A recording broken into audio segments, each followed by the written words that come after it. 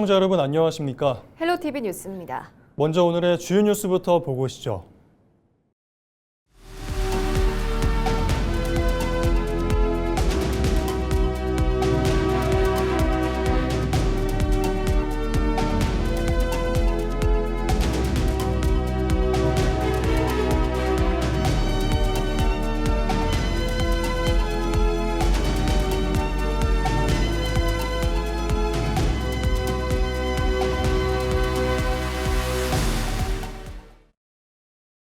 김민석 더불어민주당 당대표 후보가 우상호 강원도지사를 만나 강원 지역 현안 의견을 교환하고 힘을 모으기로 했습니다.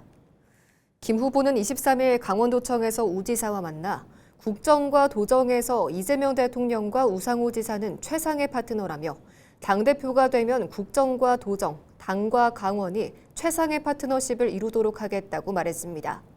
우 지사는 국토균형 발전에 많은 역할을 해주길 바란다며 5극 3특이 또 다른 불균형으로 이어지지 않도록 세심하게 지원해달라고 당부했습니다.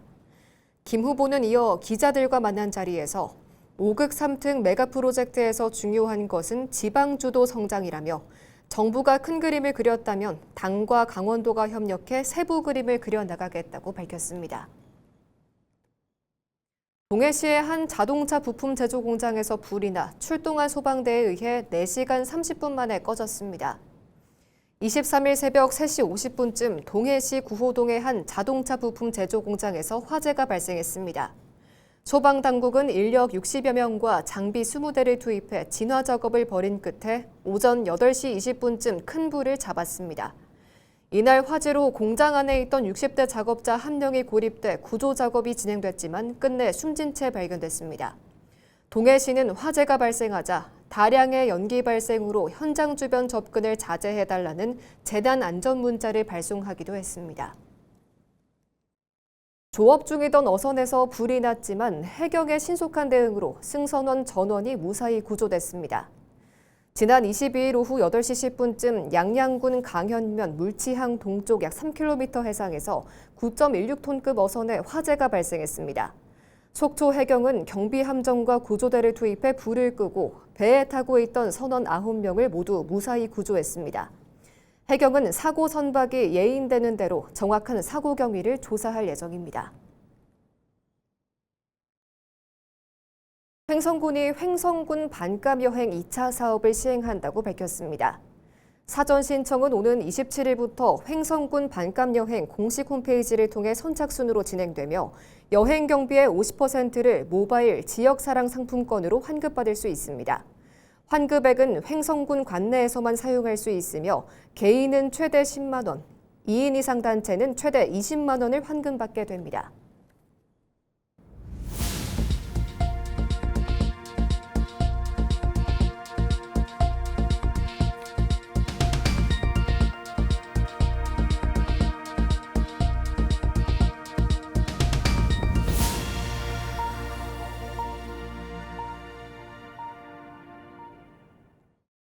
열두 살 손자가 숨진 강릉 급발진 의심 사고.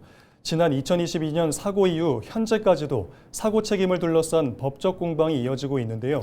자동차의 두뇌에 껴긴 전자제어 장치 ECU 사양서 공개 여부가 항소심의 새로운 쟁점으로 떠올랐습니다. 정승환 기자가 보도합니다. 3년 전 강릉의 한 도로에서 발생한 급발진 의심 사고. 당시 이 사고로 할머니가 몰던 차에 탄 12살 도연군이 숨졌습니다. 유가족 측이 제조사를 상대로 낸 손해배상 소송에서 1심 재판부는 운전자의 페달 오조작 가능성이 크다며 제조사 측 손을 들어줬습니다. 차량 결함을 주장하는 유가족 측은 항소했습니다. 4년째 법정 공방이 이어지고 있는 가운데 최근 항소심 재판에서 사고 원인을 판단할 수 있는 새로운 단서가 등장했습니다. 제조사 측이 자동차의 두뇌 격인 전자제어 장치 ECU의 핵심 설계 문서 일부를 공개한 겁니다. ECU 사양서는 앞선 국가수감정이나 1심 재판에선 공개된 적이 없습니다. 제조사 측이 이번 항소심에서 일부를 공개하면서 처음으로 드러나게 된 건데 유가족 측은 전체 공개를 요구하고 있습니다. ECU 사양서를 분석하면 차량 결함으로 인한 급발진 가능성을 입증할 수 있을 것으로 보고 있기 때문입니다. 이슈 사양서 안에 들어있는 내용을 관련되는 부분을 공개를 하시면 그걸 보고 저희가 이런 부분에서 결함이 발생하고 급발진이 발생할 여지가 있습니다. 이런 거를 이제 판단을 하고 제조사 측은 해당 문서는 외부에 공개된 적 없는 영업 비밀이라며 제출을 거부하고 있는 것으로 전해졌습니다. 앞서 공개한 일부 문서에 대해서도 뒤늦게 문서 제출 철회를 시도했지만 재판부로부터 받아들여지지 않았습니다. 유가족 측은 운전자가 차량 결함을 직접 증명해야 하는 현행 제조물 책임법에 문제를 지적하며 문서 공개를 호소했습니다. 소비자에게 입증 책임이 있기 때문에 너무 힘든 과정을 지금 싸우고 있고 승패소를 떠나서 정말 진실에 한 발 더 다가갈 수 있는 기회가 열렸다라고 저는 생각을 하기 때문에 2심 재판부는 다음 달 변론 준비기일을 열고 이슈 사양서 공개 여부와 범위 등을 논의할 예정입니다. 헬로티비 뉴스 정승환입니다.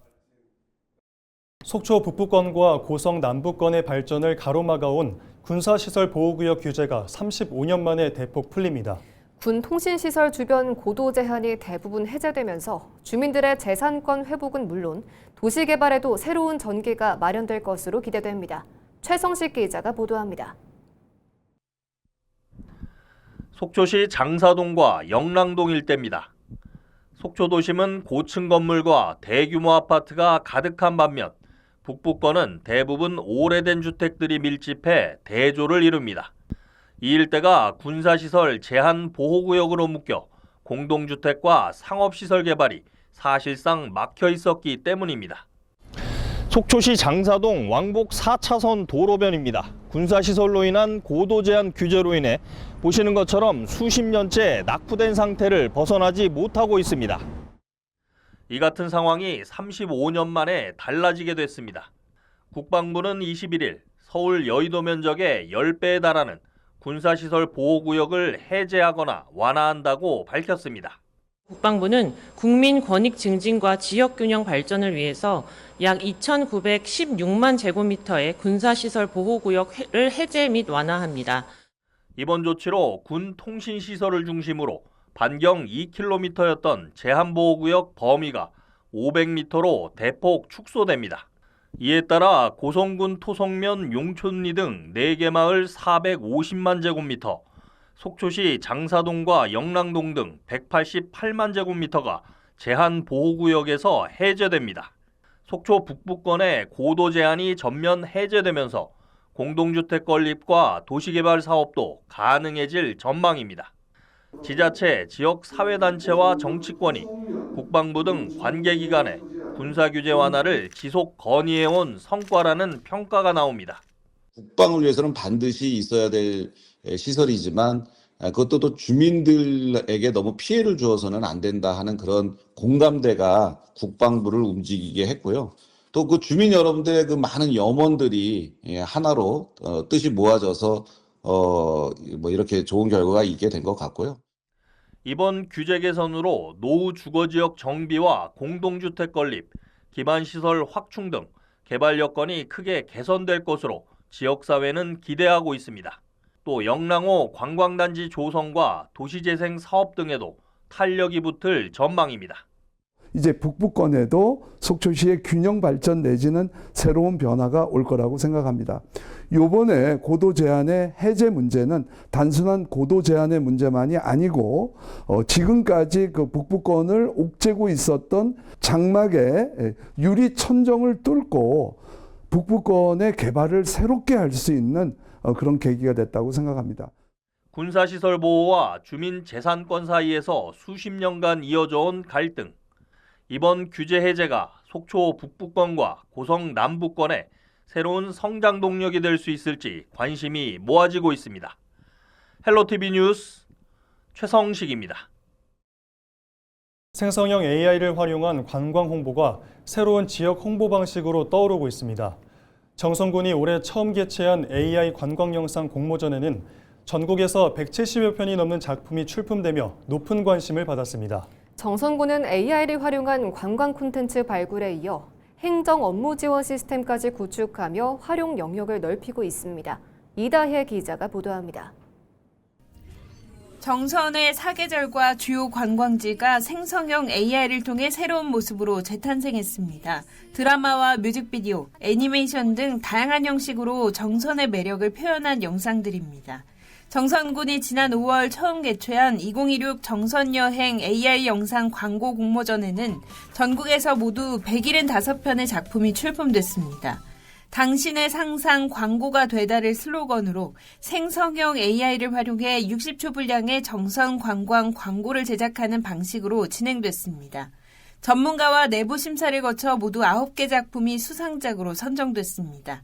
이정선? 네. 정선아, 정선 좋아? 야 정선아, 너 정선 가면 할인돼? 아니. 정선 씨예요? 와, 저 정선 여행 갔었는데 진짜 좋았어요. 정선아. 정선이라는 이름을 가진 여고생의 이야기를 드라마 형식으로 풀어내며 관광지를 자연스럽게 녹여낸 작품이 대상을 받았습니다. 정선군 캐릭터 와와군을 아이돌 그룹으로 재해석한 작품과 외계인의 침공을 정선의 음식과 특산품으로 막아낸다는 독특한 설정의 영상도 최우수상을 차지했습니다. 영상 광고 공모전 슬로건이 당신의 상상 광고가 되다라는 슬로건을 가지고 진행을 했었는데요. 저희가 지금까지는 있는 그대로의 영상을 활용해서 정선의 매력을 보여드렸다면 좀 다양하게 저희가 상상으로만 해왔던 것들을 영상으로 만들어 보면서 정선에 있는 매력들이 더 크게 많이 드러날 수도 있겠다. 정선군은 AI 활용을 관광 분야에만 그치지 않고 행정 전반으로도 확대하고 있습니다. 지난해에는 공직자 생성형 AI 공모전을 열어 직원들의 AI 활용 역량을 높였습니다. 공직자 공모전 대상은 기획관실 장하웅 주무관이 수상했는데 정선군의 역점 시책을 중심으로 과거와 현재, 미래를 잇는 정선의 모습을 표현한 점이 높은 평가를 받았습니다. AI는 사실 이제 사실이기보다는 생각하는 미래를 그냥 그려보는 거라서 정선이 어떻게 발전했으면 좋겠다 상상을 해보고 또 현실이 가능한 부분이 있다면은 또 군정 운영에 도움이 됐으면 하는 생각에 정선군은 최근 자체 구축한 AI 기반 행정 업무 지원 시스템을 도입하는 등 공공 서비스 혁신에 나서고 있습니다. 생성형 AI가 관광 홍보와 행정 전반의 새로운 도구로 자리 잡고 있는 가운데 정선군의 AI 활용 전략이 지역 경쟁력 강화로 이어질 수 있을지 주목됩니다. 헬로티비 뉴스 이다혜입니다. 연일 무더위가 이어지는 요즘 함안에서는 오랜 역사를 지닌 아라홍련이 만개해 장관을 연출하고 있습니다. 분홍빛 연꽃이 끝없이 펼쳐지면서 전국에서 관광객들의 발길이 이어지고 있습니다. 전주현 기자가 현장을 다녀왔습니다. 드넓은 연못을 가득 메운 분홍빛 연꽃. 바람결에 흔들리는 꽃잎과 초록 연잎이 한 폭의 그림을 만들어냅니다. 700년의 시간을 품은 아라홍련이 절정을 맞으면서 함안 연꽃 테마파크에는 여름을 즐기려는 관광객들로 북적입니다. 유튜브를 보니까 함안에 꽃이 좋다고 해서 와보니까 진짜 좋아요. 꽃이 너무 활짝 피어 있고 내 마음도 설레이고 그러네요. 너무 좋았습니다.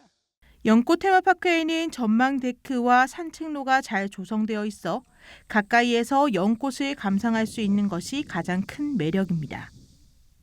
아라홍련은 오전 시간에 가장 꽃이 활짝 피기 때문에 이른 시간 방문하면 가장 아름다운 모습을 감상할 수 있습니다. 특히 연꽃이 절정을 이루는 7월이면 전국 각지의 사진작가와 관광객들이 몰려들며 대표적인 여름 사진 명소로도 인기를 끌고 있습니다.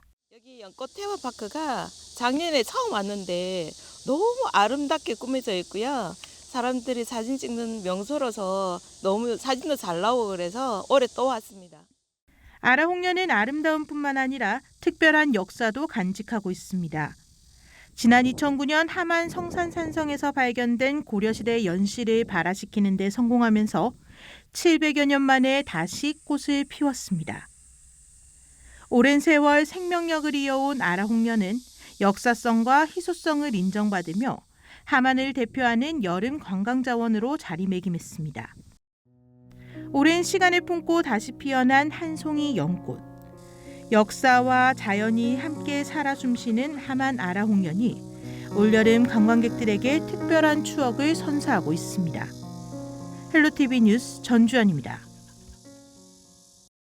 기후위기와 고령화로 사과 농사짓기가 점점 어려워지고 있습니다. 이런 가운데 사과나무를 묘목의 병풍처럼 나란히 키워 생산성을 획기적으로 높이는 새로운 재배 기술이 주목받고 있습니다. 사과 재배의 지형을 바꿀 현장을 한범호 기자가 다녀왔습니다. 당진의 한 사과 농가. 화분처럼 생긴 포트 480여 개의 묘목이 자라고 있습니다. 가지는 땅과 최대한 수평이 되도록 잡아줬습니다. 나무가 병풍처럼 넓게 펼쳐진 이른바 다축 평면 수형으로 키우고 있는 겁니다. 이곳은 2년 전 포트묘를 활용한 다축 평면 재배법을 사과 농가 가운데 처음으로 도입했습니다. 재작년 취재진이 리포트로 소개한 농가입니다. 2년 만에 이곳을 다시 찾았는데요. 현재 상황은 어떨지 자세히 살펴보겠습니다. 포트에서 밭으로 옮겨 심은 나무에는 어느새 열매가 주렁주렁 달렸습니다. 사과 모양과 크기, 색깔까지 흠잡을 데 없습니다. 맛도 좋고 깔도 좋고 향도 좋고 굉장히 좋습니다. 외려 더 좋습니다. 햇빛이 잘 들어가고 관력이 편있고. 사방으로 가지가 빽빽하게 뻗는 기존 방추형 재배법과 달리 나무 폭이 얇고 그늘이 지지 않아 통풍과 채광이 뛰어납니다. 덕분에 사과 농가의 치명적인 과수화상병과 탄저병에 단 한 번도 걸리지 않았습니다. 여기에 포트묘의 장점도 그대로 살리고 있습니다. 사과나무는 밭에 심으면 첫 수확까지 보통 3년 이상 걸립니다. 반면 포트묘는 심은 바로 그 해에 수확이 가능해 생산량을 획기적으로 늘릴 수 있습니다. 포트묘를 약 20개월 동안 키운 뒤 본고아원에 정식하면 당연도 수확이 가능해 초기 생산량을 크게 높일 수 있습니다.